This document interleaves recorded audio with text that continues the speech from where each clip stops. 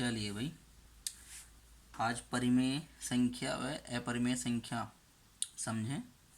परिमेय संख्या और अपरिमेय संख्याएं मोटे तरीके से आसानी से इनमें क्या अंतर होता है, जो हमें आसानी से समझ में आ जाए कि परिमेय संख्या क्या होती हैं और अपरिमेय संख्याएं क्या होती हैं।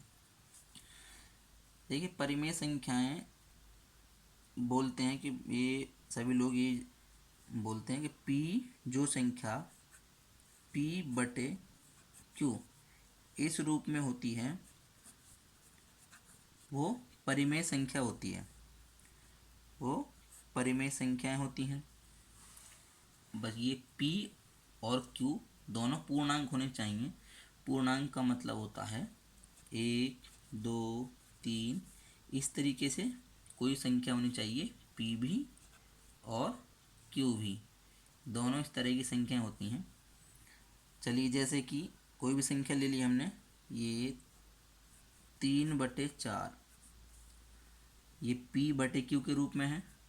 जितनी भी p बटे q के रूप में संख्याएं होंगी वो परिमेय संख्याएं होंगी, और p और q क्या होंगे, दोनों पूरे पूरे अंक पूर्णांक होंगे। 3 भी पूर्णांक है, 4 भी पूर्णांक है, और p बटे q के रूप में है, ये परिमेय है। ठीक है, ये परिमेय संख्या है। ठीक है, बिल्कुल। और इसी तरीके से 6/7 भी परिमेय है, 8/15 भी परिमेय है, 3/4 परिमेय है। जितनी भी इस तरह से पूर्णांक हों और बटे में हों, p बटे q के रूप में हों, वो परिमेय संख्याएं होती हैं। अब कुछ बच्चे यहाँ गलती करते हैं कि 5, मान ली 5 पूछा जाए, ये परिमेय है या नहीं है। 5 को हम परिमेय बोलें या ना बोलें, तो इसमें छोटे बच्चे क्या गलती कर देंगे कि p बटे q के रूप में ये डायरेक्ट हमको दिखाई नहीं दे रही।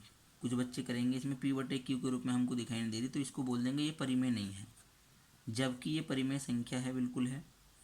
देखिए, किसी के बटे में अगर कोई संख्या नहीं है तो किसी के बटे में हम क्या संख्या मानते हैं, बताइए। अगर किसी संख्या के बटे में कोई संख्या नहीं है, कोई संख्या नहीं लिखी हुई है, तो हम उसके बटे में 1 मान सकते हैं। और 1 भी एक पूर्णांक है, 5 भी एक पूर्णांक, 1 भी एक पूर्णांक। अब ये देखिए, इसको बोलेंगे 5/1 बोल सकते हैं इसको, बिल्कुल। और 5 भी पूर्णांक है और 1 भी पूर्णांक है, इसका मतलब ये परिमेय संख्या हमारी है।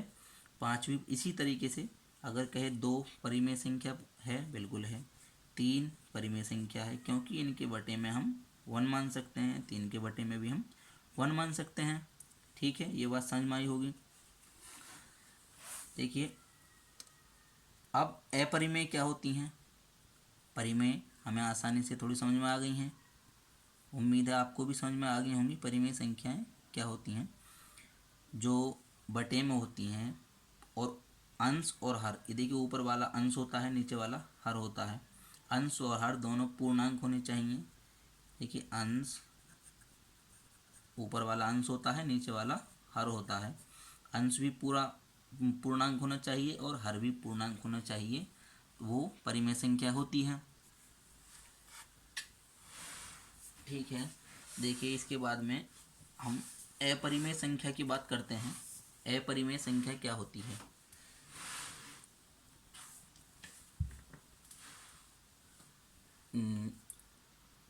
देखिए, अपरिमेय संख्या, अपरिमेय जो संख्या परिमेय नहीं होती वह अपरिमेय होगी। देखिए, अब अपरिमेय संख्याएं कौन सी होती हैं, सीधा सीधा ये याद रखना, जो भी संख्या अंडर रूट से बाहर ना आ सके, जो भी संख्या अंडर रूट से बाहर ये निकल के ना आ सके, वो अपरिमेय होती है। मान लीजिए आप बोलने लगे, कोई तुमसे पूछने लगे प्रश्न कि अंडर रूट में 4 ये अपरिमेय है या परिमेय है, तो ये परिमेय संख्या होगी। क्यों होगी, क्योंकि 4 जो है अंडर रूट से बाहर आ जाएगा, क्योंकि 4 के 2 टुकड़े बन जाएंगे। इसको हम 2 × 2 लिख सकते हैं। और किसी अगर इस तरीके से डबल टुकड़े बन जाते हैं किसी संख्या के, तो वो अंडर रूट से बाहर आ जाता है। इसका आंसर 2 हो जाएगा। और 2 एक परिमेय संख्या है, क्योंकि हम 2 के बटे में 1 मान सकते हैं और ये p बटे q के रूप में आ जाएगी। 2 भी पूर्णांक है, 1 भी पूर्णांक है, तो अंडर रूट 4 को हम 2 भी लिख सकते हैं, 2 बटे 1 लिख देंगे तो ये एक परिमेय संख्या होगी, ये अपरिमेय नहीं होगी। क्यों? क्योंकि ये 4 बाहर निकल के आ जाएगा और 2 बन जाएगा। देखिए अंडर रूट का 5 लें अगर हम, अब अंडर रूट 5 के कैसे टुकड़े बने? अंडर रूट 5 के अंडर रूट से 5 जो है अंडर रूट से बाहर आ सकता है क्या? नहीं, ये 5 जो है अंडर रूट के बाहर नहीं आ सकता, क्योंकि ऐसे टुकड़े बनेंगे ही नहीं। तो ये जो संख्या है ये अपरिमेय संख्या होगी। अंडर रूट 5 एक अपरिमेय संख्या है और ये परिमेय थी। अंडर रूट 4 एक परिमेय थी। चलिए मान लीजिए अंडर रूट के 6, अंडर रूट के 7, अंडर रूट में 8, अंडर रूट में 9, अंडर रूट में 10, अंडर रूट में 11, मान लीजिए ये संख्याएं दे दी। इनमें से हमें परिमेय संख्या और अपरिमेय संख्याएं छांटने के लिए बोला। अंडर रूट 6 रूट से बाहर नहीं आ सकता, ये परिमेय संख्या नहीं है। अंडर रूट 7 ये भी बाहर नहीं आ सकता, ये परिमेय संख्या नहीं है। अंडर रूट 8 के भी टुकड़े नहीं बनेंगे, ये भी परिमेय संख्या नहीं है। मतलब परिमेय नहीं है, तो ये कैसी हैं? ये अपरिमेय हैं, ये अपरिमेय हैं, ये भी अपरिमेय हैं और अंडर रूट 8 भी अपरिमेय हैं। अंडर रूट 9 इसके टुकड़े बन जाएंगे। देखिए अंडर रूट 9 के, इसको हम 9 को 3 गुणा 3 में तोड़ लेंगे। अब 3 गुणा 3 के, अब जब अंडर रूट के अंदर 2 टुकड़े बन जाएंगे, इसको हम क्या लिख सकते हैं? 3 गुणा 3, तो यहाँ से 2 टुकड़े बन गए। अंडर रूट के अंदर जिसके भी 2 टुकड़े बन जाते हैं वो बाहर आ जाएगी, तो ये 3 हो जाएगा और 3 के बटे 1, तो ये परिमेय है, बिल्कुल है। अंडर रूट के 10 ये बाहर नहीं आ सकती, ये अपरिमेय है। अंडर रूट की 11 ये बाहर नहीं आ सकती, ये भी अपरिमेय है। तो मतलब ये निकल के आया कि अगर अंडर रूट के अंदर कोई ऐसी संख्या हो जिसके 2 टुकड़े बन जाएं गुणनखंड, मतलब वो पूर्ण वर्ग हो। अंडर रूट के अंदर अगर कोई पूर्ण वर्ग संख्या है, मतलब अंडर रूट के अंदर अगर कोई पूर्ण वर्ग संख्या हो, जैसे मान लीजिए अंडर रूट के अंदर 4 हो, कॉमा लगा देता हूँ समझाने के लिए मैं, 9 हो या 16 हो या 25 हो या 36 हो या 49 49 हो या 64 हो, हाँ 64 हो, इस तरीके से कोई भी संख्या हो जो पूर्ण वर्ग हो, वो सभी कैसी होंगी? ये संख्याएं परिमेय होंगी।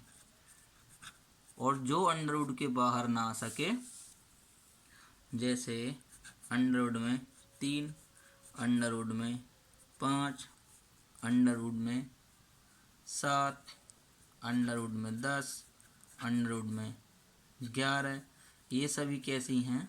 ये अपरिमेय संख्याएं हैं। तो इनमें जो मुख्य अंतर है वो ये है कि जो संख्या अंडर रूट से बाहर ना आ सके वो होगी अपरिमेय संख्या, और जो अंडर रूट के बाहर आ जाए वो होगी तुम्हारी परिमेय संख्या। तो उम्मीद है ये परिमेय संख्या व अपरिमेय संख्या सभी लोगों के समझ में आ गई होंगी।